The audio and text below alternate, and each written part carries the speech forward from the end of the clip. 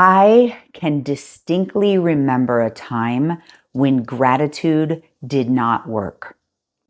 But I can also stand here and confidently say that I am grateful for my children's lives and their death. No matter what you are going through, no matter what has happened in the past or is currently in your life, finding gratitude will make it better. Maybe not what is going on. Maybe what is going on is never going to change. But how you show up, how you feel, how you respond has a lot to do with finding gratitude. I'm Dr. B. I have professional credentials, psychiatric nurse practitioner, 25 years of clinical experience. But what I'm talking about today is deeply personal. My story of finding gratitude in the midst of horrible pain. I'd love to give you a free copy of my book. You can click the link below and just really dive into my story of pain and purpose. But today I'm talking about in the midst of unimaginable loss and hardship, if I can find gratitude, so can you. And I am here to be a witness to the fact that if you can find gratitude, if you can live in constantly finding gratitude, you will live a happier life.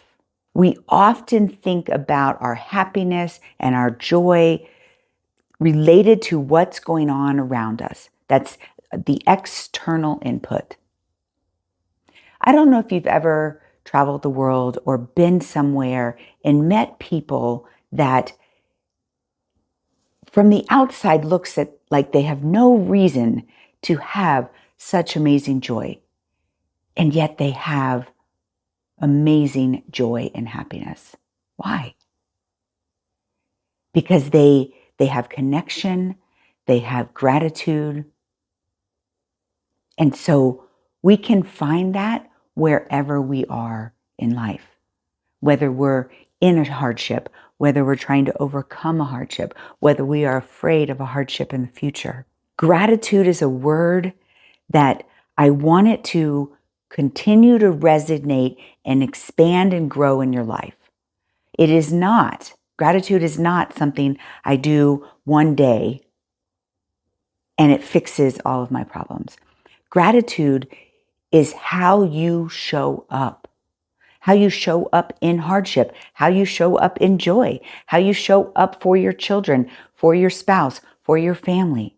Gratitude is a lifelong, minute by minute practice. It is not a 3-step tool to fixing your problem. So in the beginning of this video, I told you I distinctly remember a time that gratitude did not work.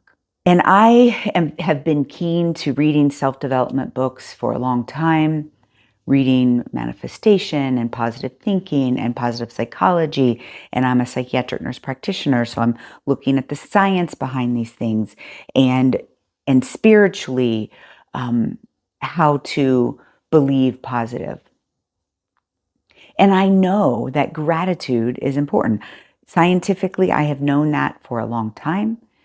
Spiritually, I think I knew that, but the understanding of that has expanded exponentially. But I can tell you a very distinct time. I was on the floor of my office at work, just received the diagnosis for my son, Reggie. Reggie had begun having catastrophic epilepsy 3 years before. 4 years prior, my son Johnny died in a drowning accident. And so the last 4 years of raising my children had been this tragic optimism. It's okay. We're going to find something that helps Reggie. We're going to save Reggie. God would not take another one of my children. I poured myself into my children, and I poured into the belief that being thankful and having gratitude, I would say things like, I am so grateful that I'm a nurse practitioner. I am so grateful that I am very smart and I can figure these things out, and I understand neurology and psychology, and I was so grateful. And although it was a very difficult time in my life, I truly believed that having that gratitude would bring a positive outcome.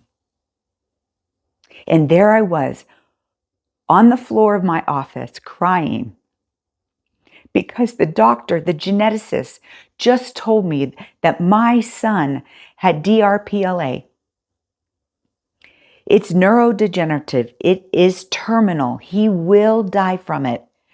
And, oh, by the way, your other biological child and one of the parents, has DRPLA. It's a genetic fact. How do you find gratitude in that moment? And maybe you don't find gratitude in that moment. Maybe you do like me and just get up and figure out what's the next step. What's the next step? What's the next step? And just keep doing that over and over. And I know those of you listening are doing this in your life right now. And I did it for 10 plus years of medical trauma with Reggie. And in that time, I developed what I call the mentally strong method. It was and still is my safety net. It is, how do I think through these things? How do I organize them? And how do I make choices? Because gratitude is just a choice. It's one of the many choices that you can make in a day. So just gratitude on the floor crying, that's not the only answer. Like, sometimes life is hitting you so hard, you need to stop and think and organize and choose. And many, many, many people have resiliency and grit, and they stand up and tell their story of overcoming amazing hardship. But I'm here to tell you that I can tell you how I did it. And I did it through the mentally strong method. So here I was. Let's fast forward 10 years. Reggie's life was 10 years of medical trauma. And I continued to think through things, organize them, make choices, including choosing gratitude. That boy brought so much love and joy into this world. There was so many people that loved him. We called them Reggie addicts. I tear up thinking about the impact this boy, who at the end of his life could not even speak, changed so many people. And then in 2016, Reggie passed away. A mother's worst nightmare. How do you find gratitude in that? And I have continued to grow and expand spiritually. And I was like, I have to teach the mentally strong method to other people. If I can do it, anybody can do it. And so I began, I opened Mentally Strong as a clinic. I began teaching about mental strength, having courses in the Mentally Strong method, having an online course, all of these things.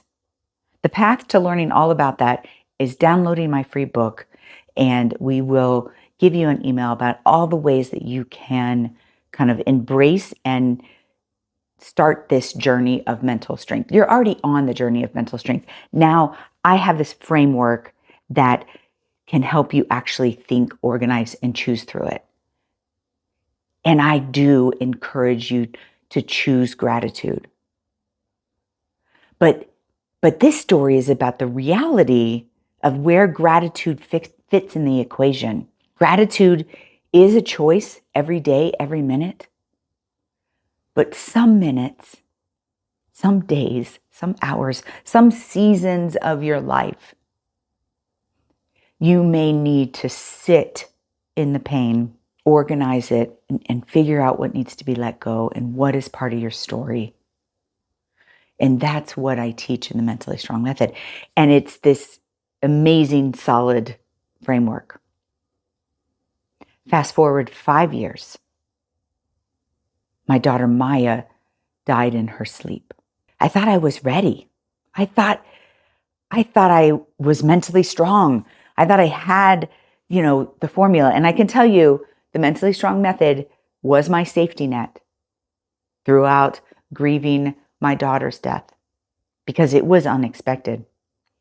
Reggie had 10 years of trauma. Maya died in her sleep. But back to that original statement where I said, I remember distinctly when gratitude did not work, but I can confidently say I am grateful for my children's lives, and I am grateful for their death. Ooh. It is hard to say out loud, because I feel like not only is it hard for me emotionally to say out loud, but you might be judging me for saying that. But the spiritual expansion that has happened since Maya's death is profound. We often think of past, present, and future, and we think of heaven, whatever happens after death is like the future. And if you have lost a loved one or anyone you know that has passed away, you think, one day I will see them again.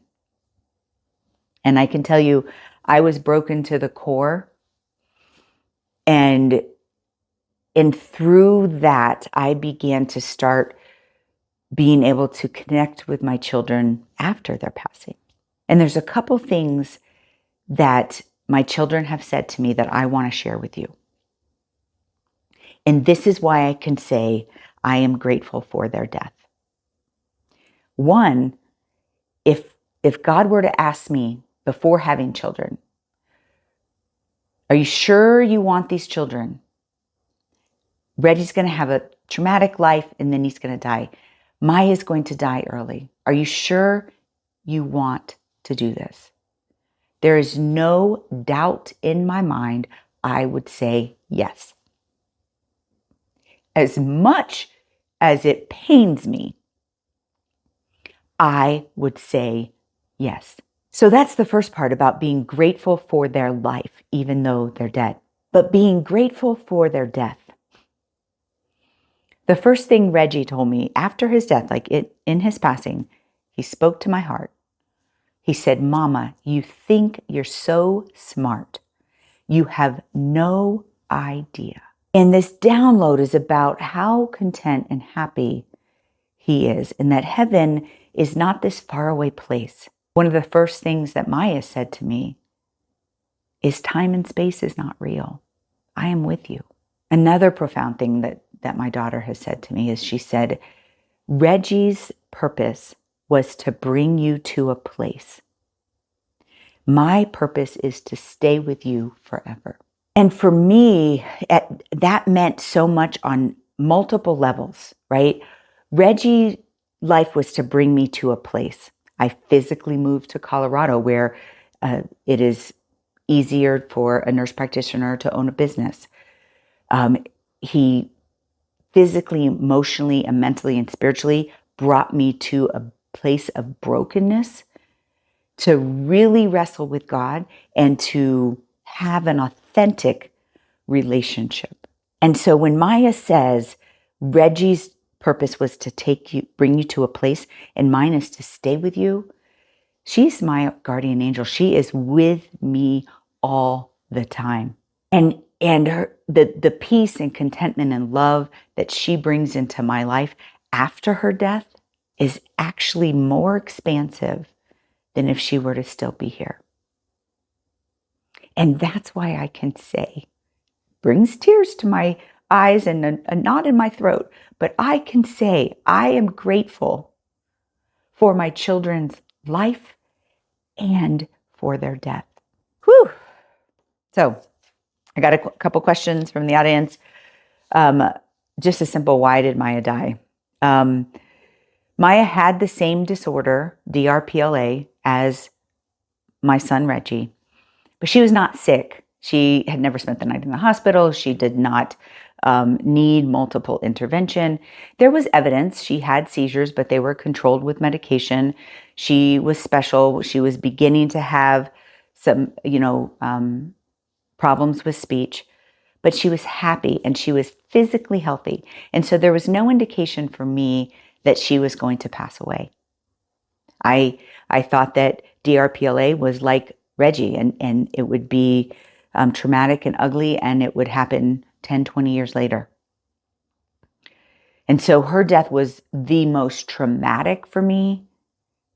And I'll spare you the details of finding her in the morning, but I do know that she went peacefully. That is another thing that she has told me, is that she chose to go. Officially, she died of sudden unexpected death and epilepsy, but there's no evidence of seizure activity. And I know that she died peacefully. She has told me that God came to her, she said yes, and she passed away. Thank you for asking, though. Next question is, what would you say to special needs moms who are constantly fearing the death of their child? Oof. When I first got this question, I had to meditate on this for a couple of days.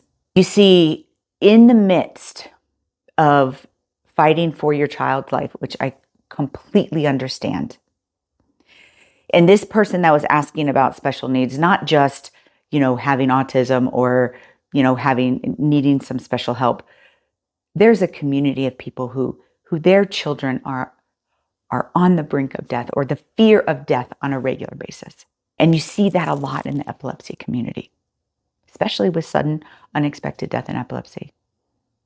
And I had to sit on that question, because my first response was, I don't know if you can do anything in the midst of it. But now I know that in the midst, it is important for you to, one, be taking care of yourself. And that includes spiritual expansion. And spiritual expansion is not proselytizing a specific faith.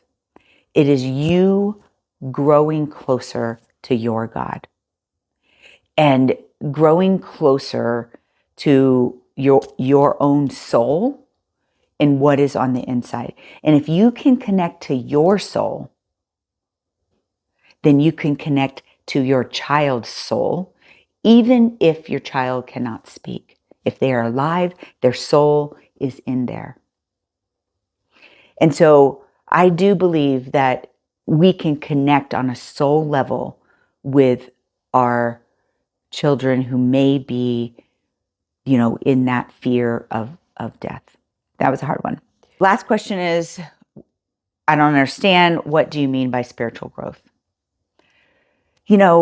I come from a Christian background. I believe in God. I believe in Jesus. I had a born again experience at 19 where, I accepted Jesus and I felt an immediate connection with God. But I've also wrestled with God, and I have really dissected the doctrines of the church and that was taught to me, and how we're showing up for each other in that Christian realm. And I also know people who have not had that experience with Jesus, and they are spiritually strong and they are spiritually growing. So there is my answer of how I grew spiritually, and then there is your journey. And I often, for many years, used the word spiritual growth or mental health growth or, mentally strong journey, right? Like thinking that it's like growing. But I now describe it more like expansion. My heart, my mind, my soul is more aware to eternal things. And that is a journey that should not be taught, right? Because if I taught you exactly how to do that, then I'm trying to lead you on my path. Start from what you know. And for me, I had this, Christian foundation. And then after my third child died, I was really like, you know what, God? I know you're real, but everything else, you're going to have to reprove it to me. Like I am starting from scratch. And I did, and I grew.